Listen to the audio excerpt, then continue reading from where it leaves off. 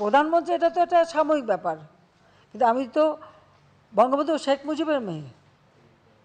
আমি দেশও বেচি না, দেশের স্বার্থ বেচি না। আমি সবসময় দেশের স্বার্থ রক্ষা করেই চলি। তার জন্য অনেকবার ক্ষমতা আসতেও পারিনি, আমার কিচ্ছু আসে যায় না। আমার দেশের স্বাধীনতার সার্বভৌমত্ব রক্ষা, আমার দেশের মানুষের মাথা যেন উঁচু থাকে, আমার সবসময় সেটাই কাজ। আমি এর ওর কাছে ধর্ণা দিয়ে বেড়াই না। আপনারা কেন উস্কে দিচ্ছেন? কি কারণে উস্কে দিচ্ছেন? আর ওখানে পাবলিক টয়লেট কেন বানাবেন? ভাইয়া, পালভার্টের যাদের মধ্যে যাদের ইথিক্স নাই, যাদের বিবেক নাই, তারা ভেঙেছে। আওয়ামী লীগ সব খারাপ, আমি এটা কখনোই মানি না, কোনোদিনও মানি না। কিভাবে করে হুজুর হয়ে আপনি গিয়ে এই কথাগুলি বলেন?